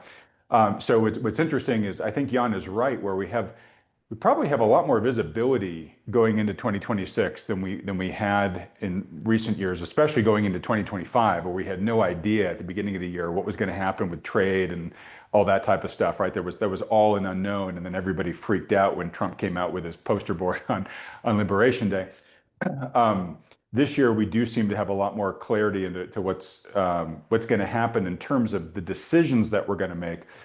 What we might not have is as much clarity into actually how things actually unfold. And one of the things I talked with Michael Howell a lot about is, don't forget, while the market has sort of metastasized to become so large in our financialized economy, and it's kind of become the tail that now wags the economy dog, the markets and the economy are still two separate things. And you can have a year where the economy actually does quite well, but the markets maybe don't.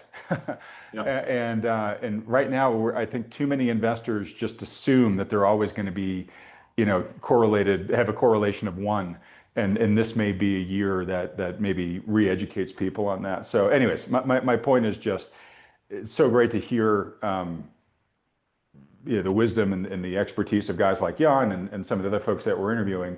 It's going to be a really interesting year to see what actually plays out in practice. So real quick, in terms of the year that we just had, John, that actually, I believe, was a pretty darn good year for New Harbor. Maybe even your best year ever. Can you just talk for a moment about what the past year was like for you guys? Yeah, happy to. And I first have to take a huge dose of humble pie, because any investment manager that starts talking about performance, we look at things every day. We come in as a brand new day. Yeah, it's great to have good years, but all that matters is where we go from here. And we try very hard to set our framework and our mindset that way.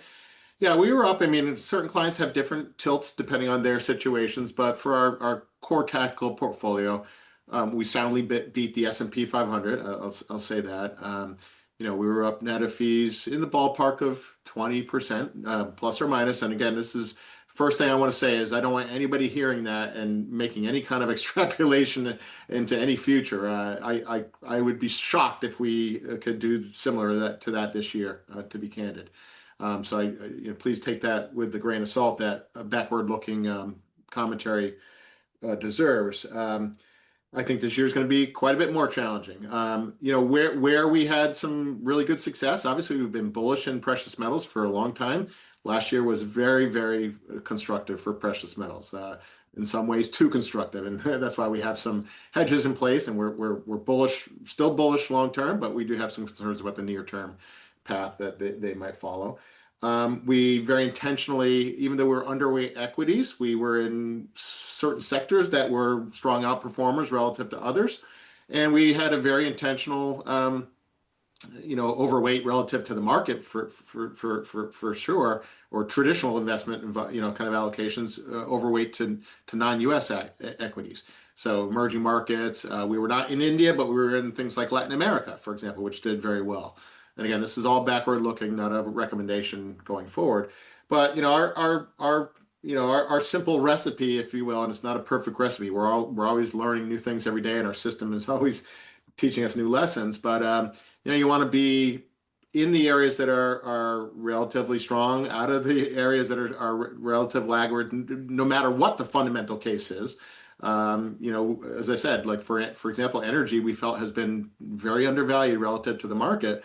But it was a big laggard for most of last year, and we held off investing in that until we got some technical signals that confirmed some momentum in that space. I do want to comment this year ahead.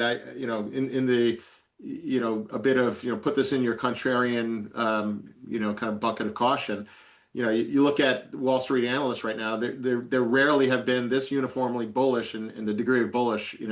There's probably examples that exceed this, but we were just, I don't know if Mike, I don't know if it was the Barron's kind of roundtable. We were talking about it in our investment committee as a team last week, and that alone should be enough reason to have some caution, even if the fundamentals, even if the economic outlook is supportive. Usually, there's some contrarian wisdom in going against the crowd in that regard. So we expect, as Mike put it, and I'll put an emphasis. Quite a bit different pathway than Jan. Right here in the moment, our technical indicators are actually quite bullish. So I would say, yeah, here and now we're quite bullish, but that's a very tentative, and we have little doubt that will change, before too long to become constructively less bullish and quite likely even quite bearish as we get further into the year. Okay. Well, so folks, we're going to hopefully have Jan on every quarter this year to deliver his quarterly outlook. So you'll get to see as Jan's thinking evolves across the year. And of course, we'll have the New Harbor guys on every week. So you'll see how their thinking evolves as well. On the energy side of things, John, you said you were sort of waiting to get the green light from the market that it was time to enter. So you did. I know that's still a relatively recent trade, but what have the technicals been telling you, and what, if any, impact do the recent developments in Venezuela have on your guys' outlook for energy? Yeah, obviously there's been some recent headlines that affected the oil market. Let's start with the knee-jerk reaction. Okay, Venezuela's got, I don't know what the number was, 300 billion, barrels of oil or whatever the number was. First thing I'd like to make is OPEC numbers, firstly, are numbers that are given to them by the members. They're not independently audited. So, and if you look at actually the history of Venezuelan numbers in that survey, it wasn't until fairly recently that, I don't know if it was under Chavez or under Maduro, but there was a big jump there. It's essentially a political messaging jump. So, you got to take it a grain of salt, firstly, what the supply even is. Add to that the type of oil it is, the heavy crude. It's Very not, heavy, yeah. yeah, very heavy, very complicated and messy to refine. It just so happens that we have some, We have the refineries that we, specialize in it. yeah, Yeah. and we read a fascinating historical. I forget who it was that put it out there, but I learned quite a bit about the history. Just in the shadows of Fenway Park, where the Red Sox play. For those that aren't familiar with Fenway Park, there's a big Sitco sign. I was going to say the Sitco sign. Yeah. Yeah, and I just knew anecdotally that Sitco sign had a very Sitco had a very history relationship and connection to Venezuela. And honestly, I wasn't quite sure about how that played out and what the current stat was, but it's fascinating history there. And long and short of it is we were getting cozy with Venezuela. We started, at the time we here in the U.S. we thought the light sweet crude days were over, and we needed to posture to be able to process the heavy crude that was elsewhere in the world, including Venezuela. And then, of course, the shale revolution came about, and it suddenly unlocked, massive amounts of the light sweet crude, and much of which we have to export because we don't have the refining capabilities to the degree we have the heavy crude. So, in some ways, you can view this as not about oil, but a massive geopolitical game that you dovetail that, and by no means are we experts in geopolitics. I know, Adam, you just mentioned the geopolitical interview you just did, but you dovetail that with Marco Rubio's comments, not so veiled comments to China and Russia. That, hey, we control the Western Hemisphere, stay out of our backyard. I mean, this is way bigger than oil, and I agree with Jan that this is not likely to have any immediate kind of tangible market effects on the oil market.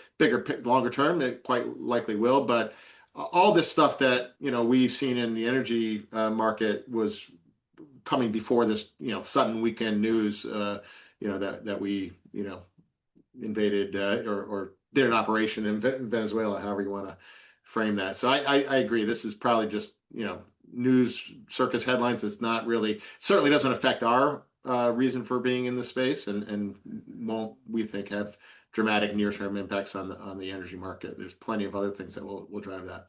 All right, but Venezuela aside, as you look at your newfound energy position, are you looking at it as, hey, we've made it? Are you looking at 2026 as an additive process for you in this sector? We'll see. Or something changed? Yeah, we'll see. We'll let the kind of the technicals guide us there. We're not in love with it for any fundamental reason.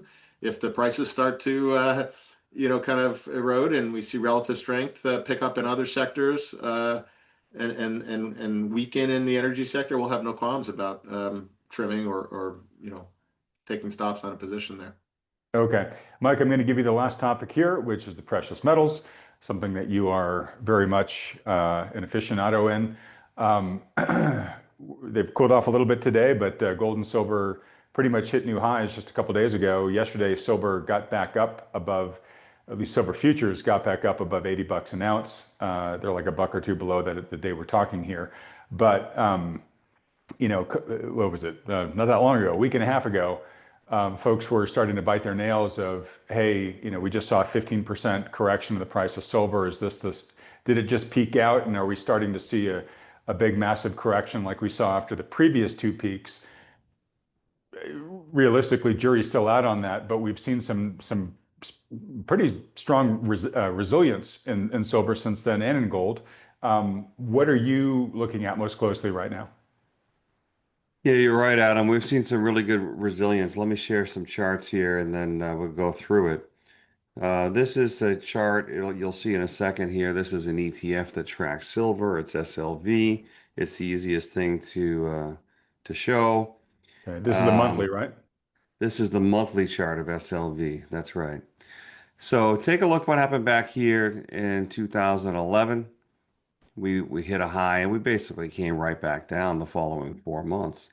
This time we broke through that, and now we have 1, 2, 3 months that we haven't immediately rejected. I guess I'd submit that part is different so far, right? And silver might very well be the largest triple top that, in nominal terms, that I've seen in any chart. 1980, 2011, and just now we hit $50 an ounce. But of course, we're up to $80 an ounce. It is decidedly different, at least on the monthly chart. So take a look at the daily chart. It's been all over the place. This is the 21-day moving average. This is the 50-day moving average. And just today, silver's down $3 and change. There's a lot of people out there on Twitter and on the web saying, you know what, this is probably or it could be a double top. So there's a lot of skittishness. Maybe it's a double top. I don't know. There's a lot of air here between the current price and even the 21-day moving average. So I would say anything's possible, but trying to call a top here has been a fool's game. I can tell you we're seeing a lot of skittishness even in diehard bulls, and that to me is a relatively good sign.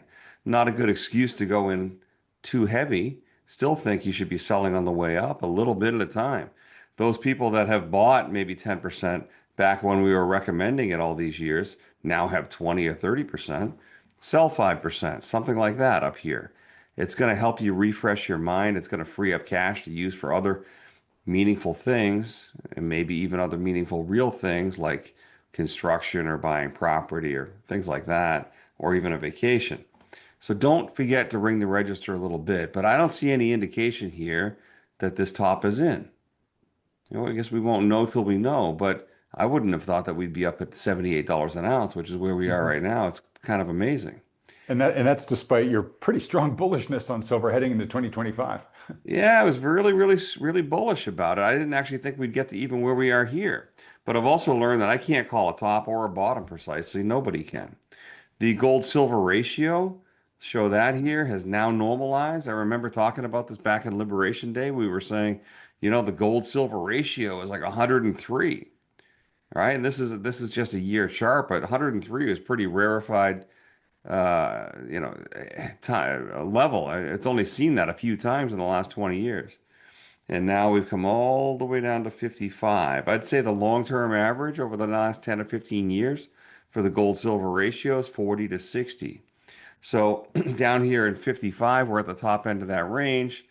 I don't think it's a screaming valuation advantage for silver versus gold anymore. I think that easy money's been made. But having said that, I don't see any reason to believe we've seen the top in silver or gold. So there again, the daily chart. I don't know. We might chop around here and then go higher. If you take a look at some of the mining stocks, particularly silver miners, a lot of people have been saying here's SIL, silver miners. They have lagged a little bit. They're still up quite a bit over the last year, close to the same amount as silver, but we haven't seen the multiplication effect there quite yet. Yeah, there's a lot of head scratching going on right now about that. A lot. And, I kind of attribute it to nervous Nellies a little bit. There's a lot of, the diehard kind of gold and silver bulls. They're looking to ring the register left and right because they've been out of the money for so many years. And they keep thinking we're going to see the next big collapse. It just hasn't happened yet. So I don't. Sorry to interject here, but to the extent that prices remain at these levels, then price really is your friend as an investor in the miners, right? Because the one thing you can't deny is earnings, and if these companies start or continue to produce great earnings growth because the product they're digging out of the ground is now worth a lot more, eventually Wall Street's going to have to take note of that, correct? I think so. Right now we're looking at a chart of the gold miners GDX, which of course happens to be a vanEck product, and it's in our model. I think that the earnings are likely to come through in the next couple of quarters, assuming they didn't hedge away the advantage in mass, and I don't think that they did. It should come through very positively. Here's GDX. It has essentially doubled off this base early in the year. And we've talked about this before. When you have a big bull market kick off, particularly in commodities, you'll often see a doubling, then another doubling. So when is that next doubling going to come? And again, this is not a projection or a recommendation, but if you take a look at some of these things like SIL, the silver majors, we doubled off that 40 area up to 80. And now we're chopping around. And a lot of people are thinking it's the high. And I don't know 100% for sure either, but I believe that we're going to start seeing some positive earnings reports, and I believe the big picture is that these things might double again from here. And that's where you get the real multiple expansion. But that's the head scratcher, right? Going back to silver, silver's had this vertical move. Silver miners and even gold miners haven't had the same vertical move. Is this a some kind of signal? Is this a negative signal? Or are the miners just going to catch up in their own time? That's the hardest thing, Adam, to say. And like all of investing, you have to have a bias and make a guess. I believe that we're going to see that expansion come through in the miners. So Maybe we'll I'm talk about wrong. this with a mining chart in just a second, but looking at silver here, again, two guys that have been quite bullish on silver. You've been touting it for a long time, Mike. I had my, silver laser eyes that I put on my X profile back in June. Um, looking here at the current silver price versus its moving averages, which are the colored lines there. This is a huge deviation, folks, right, from the moving averages, and so uh, those deviations don't last. So what's either going to happen is the price is going to come down to get more into historical context versus these moving averages, or it just might cool off and give those moving averages time to catch up to it. We'll see. But Mike, as you've often said, when you have technical momentum, the trend is your friend, right? And so generally you play it, right? I think you've even said the trend is your friend until the end, right? Um, I don't believe, correct me if I'm wrong, while yes, this trend might reverse and maybe as I said earlier, the price comes down to match the moving averages. But right now, we're not yet seeing signs of a trend breakdown. Would you agree with that? Yeah, I think that's absolutely true. We're looking at a weekly chart, and there's a lot of air here. It's true, but that does in itself is not a signal that we're going to see an impending collapse. On a weekly chart, we had this triangle back here in October. We broke out of that, and it was one, two, three, four, five straight weeks up. And now we're chopping around on SLV between 65 and the low 70s. A lot of people might be looking at this chart and say, well, look, we have a shooting star here, potentially. Maybe, but it's only Wednesday as out of the time of this recording, and we don't know what's going to happen. So no, there's no trend break. And if I went back to daily, we'd have to come all the way down to maybe 65 or even 62 on SLV before we even talk about a trend break. And that would bring us down to maybe 68 or 70 on silver, which is right at 78 now. Right. So Which we would have been thrilled at if we heard 6 months ago that that's what I the price know, but was that's going what's to hard. It's hard to hold on, I'll tell you. Real bull markets are hard to hold on. And the market will do everything possible to get you out and play with your emotions. be. All right. So, So so Mike, if you could pull up whichever chart will best show it, but I'm guessing it's GDX. You mentioned you guys had some hedges on the positions now because they've moved so far so fast. Where are your current hedges in this space? yeah, we only have it half hedged. So first of all, we admit that this is a powerful bull market and we don't want to cap it. At the same time, we want to have something in place so that we can reduce volatility. Right now, our call option is at 80. Okay, so on half of it. So that means on half of it, we're capped out. But the other half of it is unencumbered. But we also get accumulated premiums for that half. So it's not really easy to say exactly where the break even would be. But I can tell you on a big pullback, we would get more bullish because as we come down towards that line, we move more towards 100% in the position. As we move away from that line, we move more towards 50% exposed. And then the premiums that we take in for that half hedge part accrue to the account. So we use pullbacks like this to reset those hedges. We just did it here. So we'll see. If we go straight up from here, well, I guess that's going to say that on half of the position, we're missing out on further upside. Overall, we're okay with that in exchange for the overall experience of dampening the ride and staying on board. This has not been an easy thing to stay on board these last few years. And even now, it's doing its best to throw everybody off, including the diehard believers, right? So we talked to a lot of people in the audience. Your audience tends to be more believers in gold and silver like we are. Sometimes we have to walk people back from an all-in mentality when they say, well, there's nothing else to invest in. I might as well just put everything in gold and silver. And they've been right. That's been right, but all in mentality gets you hurt and it gets you a little bit stuck sometimes mentally. We sometimes see people like all in miners and then they get shaken out on the first big downturn. If I go back to like silver juniors, for instance, just a few days ago we had a downturn. And that doesn't look like much, but that's painful. And these downturns shake people out and they start to question their beliefs and they stop out. Get your position in place and just let it be. And if anything, sell a little bit on the way up into strength to rebalance yourself a little bit. That's the way. If you're hyper focused, hyper emotional, you're gonna get in trouble. This silver junior miner, since we're looking at it, the chart looks great. Cup and handle, breakout, but look at all this chop between 27 and 30 on this ETF. A lot of people out there, I guess including me even, are saying, what the heck is going on? Silver's going vertical. Aren't these miners supposed to go vertical too? All I can say is give them time. It doesn't happen on your time frame. It happens on the market's time frame. All right. Well, very well said, Mike. We'll have to end it there just in the interest of time. Real quick, you were talking about the folks who went all in and then maybe got shaken out in the recent price weakness there. I had Andy Schechtman on. Thoughtful Money's endorsed precious metals solutions provider, his firm, Miles Franklin. And Andy, talked at length about that in a video I just released with him a couple of days ago, about how he thinks that was actually kind of engineered, by the bigger longs now, the institutional longs. They call it shaking the bushes. It's just literally to try to bang the price down to shake out the weak hands, buy silver at a lower price, and then ride it right back up again, which obviously seems to have happened over the past week.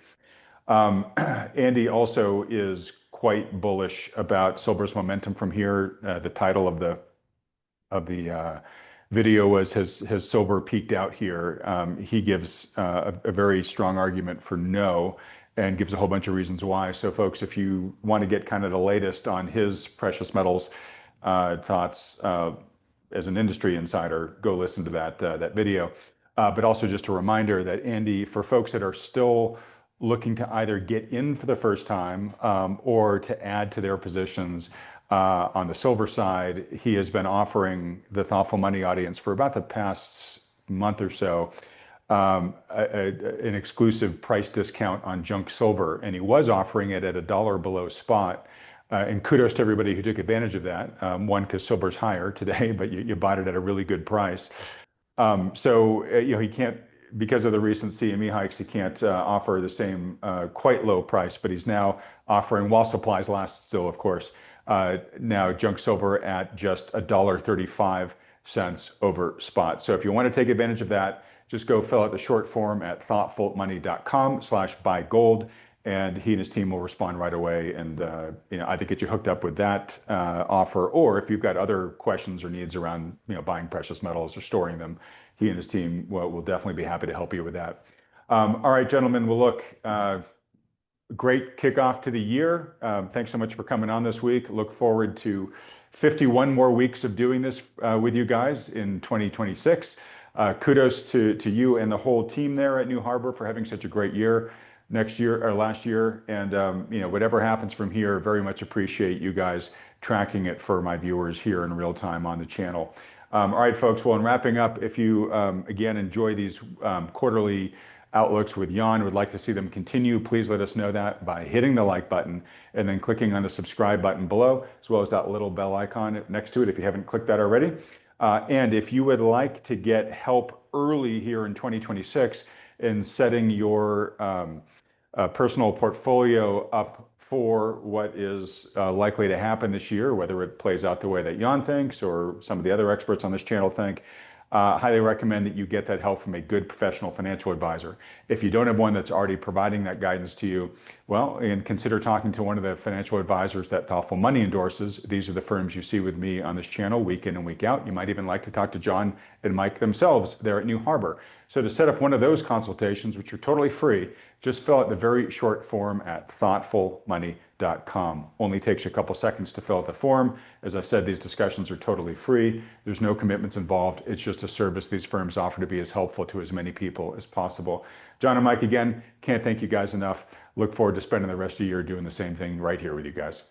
So happy to be here. Thanks again for the opportunity. Happy New Year to everybody, and we'll see you next week. Thanks again, Adam. I think we're going on something like 15th or 16th year, kind of being friends and collaborators. So we appreciate this opportunity, and we look forward to a great year ahead. Yeah, I think this is year 16. And it has been a wonderful partnership, and I look forward to at least 16 more with you guys ahead. All right, thanks so much, boys. Everybody else, thanks so much for watching.